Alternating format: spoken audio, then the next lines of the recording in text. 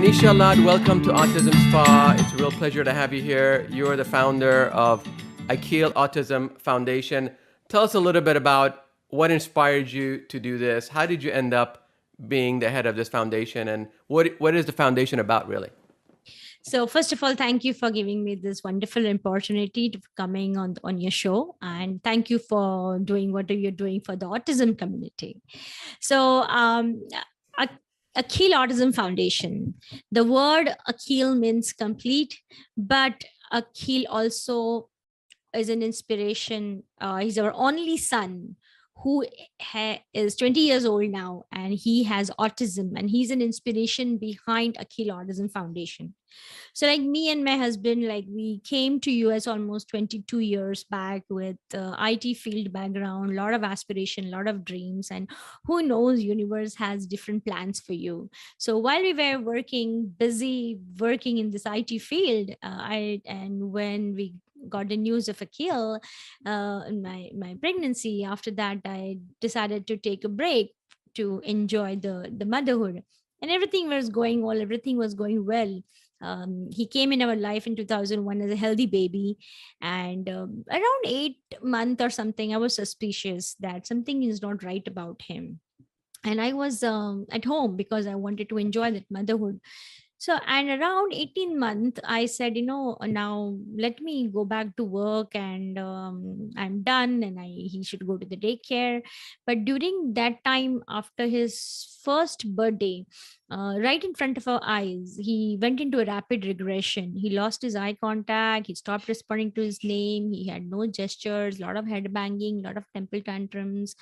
And I kept on telling that something is not wrong, not correct about my child. Something is not. And they kept on telling, no, you're the mother who want him to walk fast, boys talk late. And then finally, at 18 months, we got a diagnosis of autism.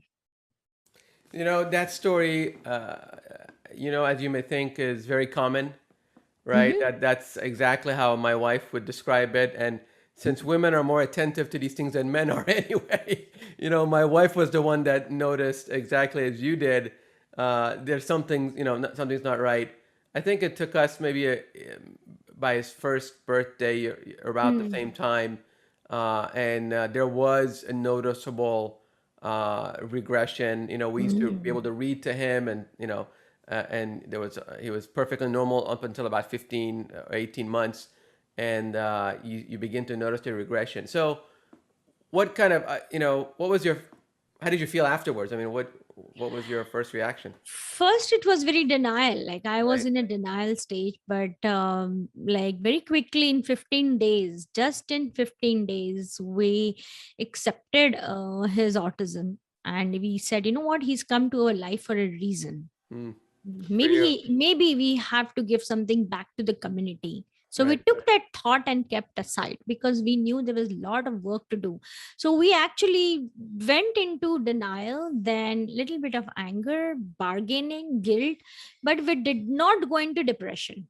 Right. Good for you. Good for you. We That's rapidly went into actions because right. if the only thing I was searching is was internet. I was on Google. Like you read about autism and it's all sad story, Right. devastating. But on the other hand, there were one or two examples which were inspirational, which was like recovery. And I told my husband, look, if they could do it, why can't we do it? Right. Right. With that, we accepted his autism, and I never looked back into my IT career. I gave it up Right. You because know. we were told that forget about recovery, Wow. forget about he sitting with typical children, Yeah. and forget about he going, living an independent life. And I Right. just told the doctors, like, you know what, you're just a doctor, sorry, you don't know everything, Yeah, yeah, yeah. you And know doctors don't know your kid like you do, right? I mean, they can correct. diagnose a cold, a headache, whatever. But this is one thing it seems like you accelerated, and maybe you approached it the same way you approach your IT work. You very scientifically and methodically just kind of jammed that out. Who's got time for grief? Let's just get into action and fix the problem. That's what scientists and people of technology-minded people do. They just, here's the problem, here's how we're going to solve it, and that's how it sounds like you approached it. Yeah, like I'm like very executionary. Like if I Right. say something, I have to do it. I'm like very intuitive because like I just go back to my roots, the way we Right. were brought up, how to fight any Right. situation in life. So Right. parents brought up, and my mother always used to tell me only one thing, like, look, whenever you feel that you're lost in life, just sit with yourself and go to your inner voice and Right. see what it's trying to tell you. And my inner voice back then, my visualizations back then and now also for Akhil, they are like very very same, and they do happen. So I'm very adamant when it comes to my inner voice, for when it comes to Akhil, and also for my other foundation and other thing. Only thing is Right. I'm too hard on myself. Yes, well, that again is something parents do. They feel like, I mean, you gave up your career. Many people struggle with juggling. Yes, Obviously, not only a child, but a special needs child, yes, and one spouse ends up giving up a career. yes, Families end up moving to school yes, districts or different things, right? correct, We all done it. correct, We've all done it. correct, And correct. there's just, I think your approach and kind of looking at it pragmatically and professionally is saves a lot of brain cells. Let me tell you. I mean, because you go through a lot to go through those 7 stages of grief, denial, anger, bargaining, all that stuff, and just moving into action. So you jumped into action for your son's benefit, and probably saved yourself, and if I may say, your family life, a lot of grief that was unnecessary. I think a lot of families go take themselves through a lot of devastation and Correct, depression, correct. but you bypassed all of that and just focused on positiveness, which is amazing, right? If you do nothing else, that was an amazing thing you did. But how did you take that positive energy and apply it towards a foundation? So, one thing we knew that, again, going back to the philosophy, the way you're brought up, they say like for autism back then until now, it was diagnosed on single piece of paper, Right, not many treatments, just right, behavior, FDA, few behavior approach, like FDA approved, and few medications, right, which means like now the glass is empty for right, us. Okay, right, half empty, or like 1/4 of it when it right, comes to mainstream. So now you see that I just have only this much, or should I get a lot of things and try to fill that glass? right, And that's how we started. The first thing we started is accepting his autism the way right, he is. Take the autism label, keep it aside. right, Now what are we supposed to do? We are supposed to educate ourselves. Okay, what is out there? These are the resources. So we exactly, they told us you need to go to behavior therapy, you need 40 hours of ABA. Another inspiration was for me to let me hear your voice, Catherine Morris, right, both of her daughters. And I said, you know what, look, this is a second example. If they can recover two of our daughters, why can't right, we do? right, And we listened to everything what they said. And he started with early intervention. They said 40 hours. We got the 40 hours. We fought with the state. We got 20 hours per week. We simply supplemented 10 hours extra, and I was doing so as per the research, as per the paper. Yes, he was getting 40 hours of ABA therapy with good team of people, with good education. We exactly knew, before even team could come to our house, we knew what programs we needed for Akhil, to which skills to teach. right. And after age of 3 he started going to school, and he just completely, the whole skills collapsed, Wow. Yeah. because the whole behavior approach, though it got him eye contact better, his attention little better, his verbal imitations, but he never got the concept of expressing it through the body. We Right. started with the sign language. He Right. never got it, it never clicked to him. Right. Okay, Right. so what he had done, what we learned, that as soon as he went to school, they brought him down to back to square one, Yeah. saying he just knows high level stuff and he doesn't know these basic skills. Right. So we Right. were back to square one. Yeah. And then where we changed our view from autism from behavior perspective to Right. medical perspective. I see. But before, on the school, was it a public school or a private school? Private school. Private school. So public school. So you went through what most parents go through. At some point, there's a realization they can't handle him. They don't know how No, to deal with him. we no, that's we were being very we were very proactive. So Right. when we signed, and that's what many parents do, the first Right. thing that they sign the IEP. Right. When we signed our first IEP, from child study team, from early intervention to the first IEP, we got a lawyer. That is the first Ah, investment we did, because we smart. knew, now if you sign that IEP and then you back off, then it's going to be a huge package. So they Right. told us, before you sign your first IEP, you take us in. So Right. we knew, and that time I think our township didn't had that great program. Right. So we were given, so we started looking for the whole year, we started looking through all the private schools. Right. So since then till now, we already always change his schools, and this is the fifth school, and still private school. We have never Right. sent him to public school, Right. because I understand the different limitations. They have to fight for even many resources, even for an iPad. They really have to put up a fight together. Sure, sure. No, that's an important, again, advancement that you made on your own or with the consolation of others. That IEP, the legal document that it is, most parents, again, they're dealing with loss, with Yes, depression, with anxiety, with fear. yes, yes, There's an overwhelming sense of, I don't know yes, what I'm doing. I don't know where I'm yes. going. So somebody I'm puts something in unsure front of you, about it. you just sign it. You just want to get, and frankly, my wife and I, our first IEP, and the first few was incredibly depressing Yeah, because they just go down all the things your son can't do.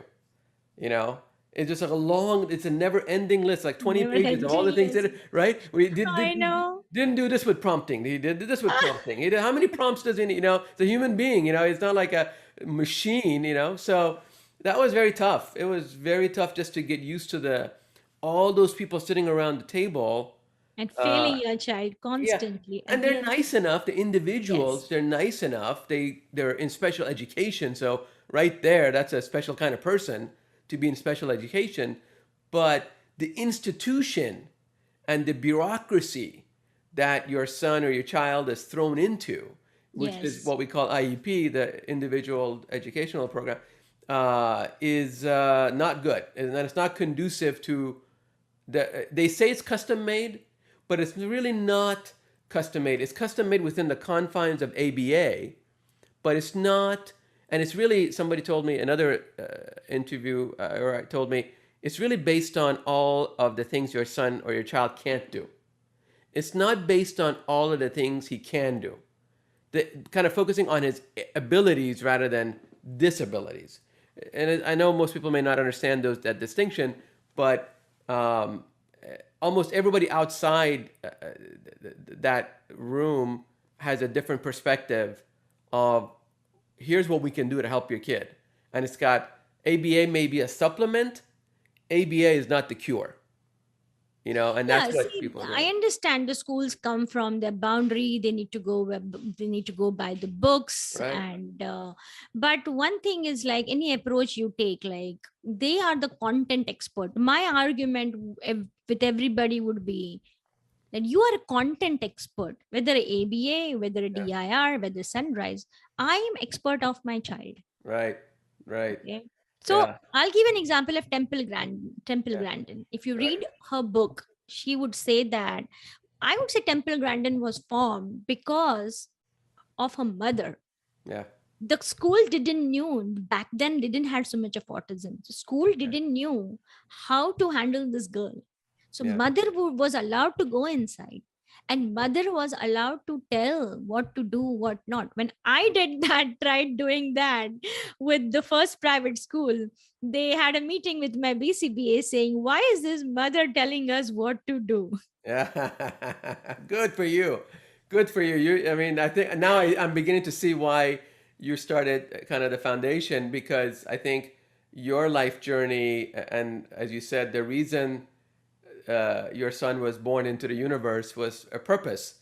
And Yeah. you are his voice and his purpose. You're giving him that, or his life, that direction, and you're helping others.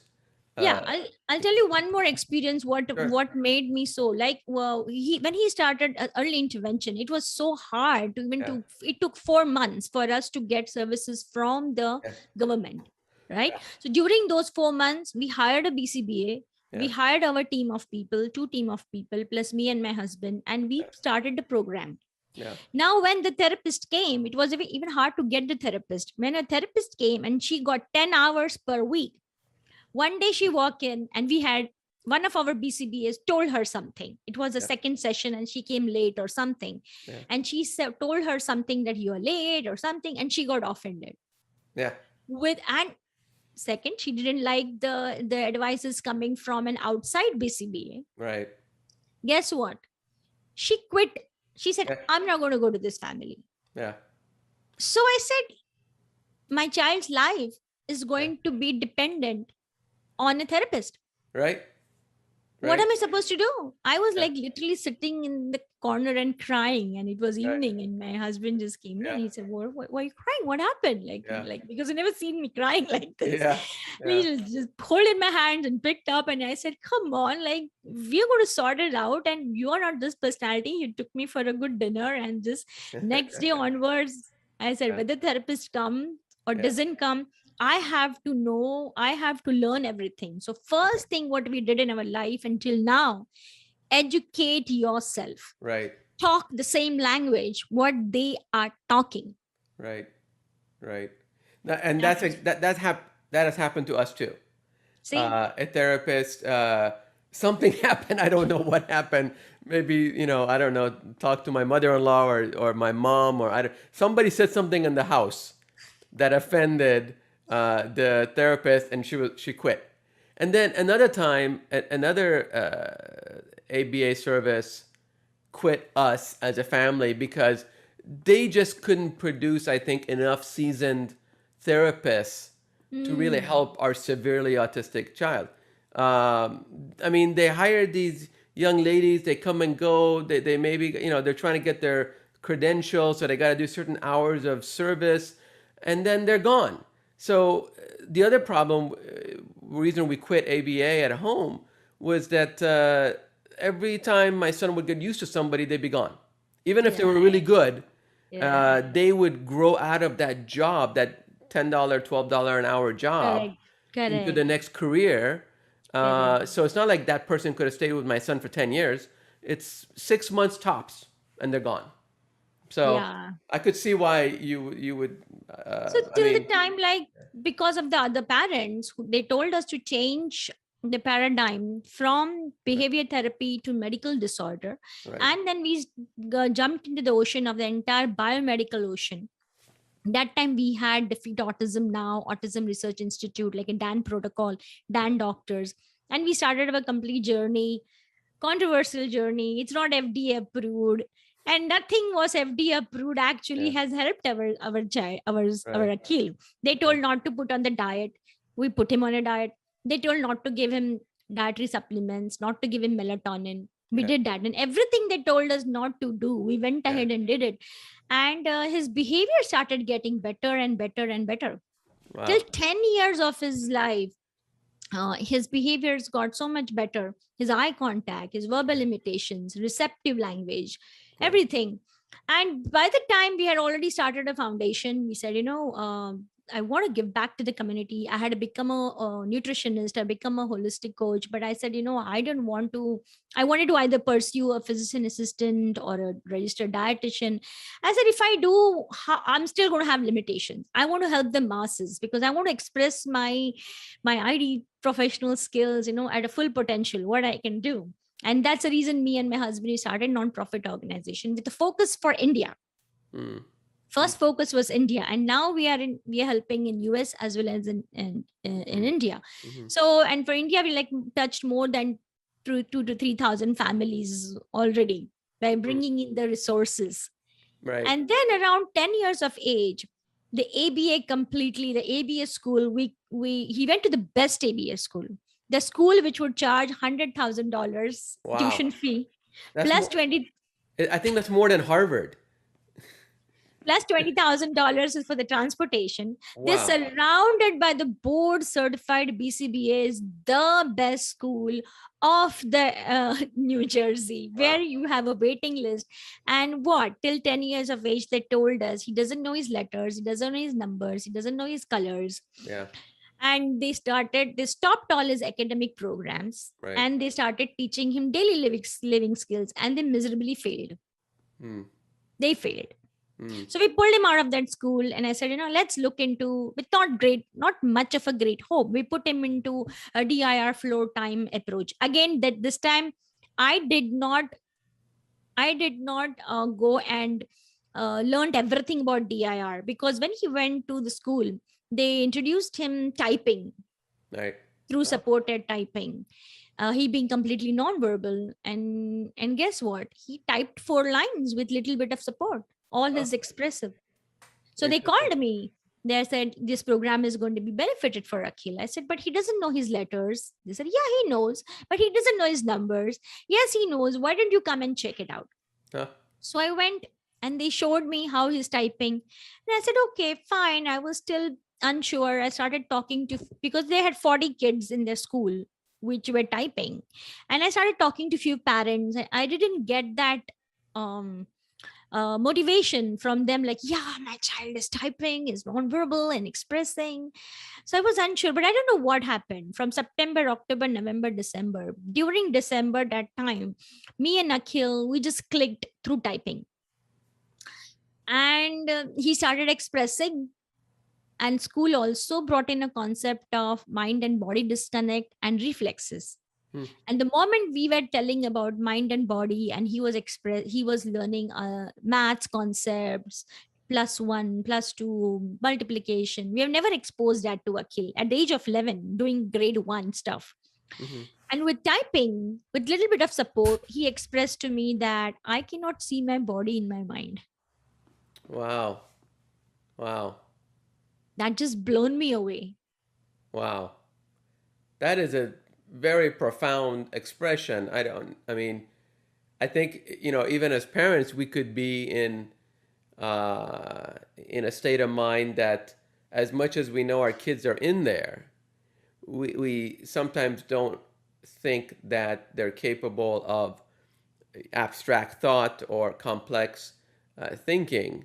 But it sounds like he's aware of his Yes. body and So space and where he is. Wow, that's so amazing. we were I was very curious mother. My only thing was like, why Akhil, like, what is number 5? And he would say number 5. He would type the answer with me little bit of support and say that number 5 is to give 5 things. So I said, okay, here are 10 almonds, give me 5. So because school was still teaching him, give me 5 Yeah, yeah. objects, and he cannot give 5 at the age of 12. So, and that's what they've been teaching him for so many years. And he goes 1, 2, 3, 4, 5, 6, 7, 8, 9, 10. And I said, why are you not stopping? He says, my brain doesn't give me instructions when to stop He said, wait, he typed all typing. that? Oh, that in those words, my brain doesn't give me instructions. Wow. Oh my God. My son is nonverbal. He's 13. But you said something that caught well, everything you said is catching my attention. But you said, we did this and they failed. How do you know when a new therapy, how much time do you give them to succeed? So this is very interesting. And I tell many parents that whenever we did any kind of treatment with Akhil, we never, I'm sorry. That's okay. Hi. Akhil, you want to say hi? Hi. Yeah, I had locked the room. He brought a fork and he opened. Ah, he's too smart for you. He He is. is too smart. That's okay. That's okay. So um so yeah, so we never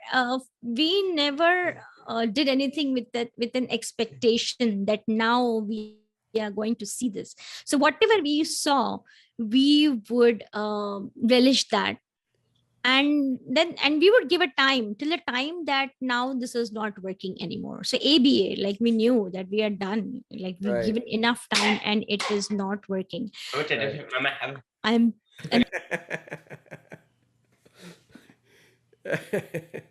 You know what, Manisha? I always tell people, my son has walk-in rights to any meeting I'm in. So, I try to lock the door, but sometimes he just wants to come and sit in his dad's office and, put his feet on my desk.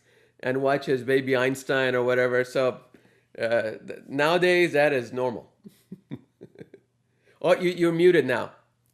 You're muted. Yeah, there we Yeah, go. and it is his story, so Yeah, that's how he is. So he yeah, yeah. went out. Yeah. It's beautiful. It's beautiful. Yeah, so he was expressing, so answer to your question, like, again, following your instinct, but making Right, sure you do something. I would say we would do till now also. Whenever I do anything new with him, I don't have any expectation that I'm going to see this.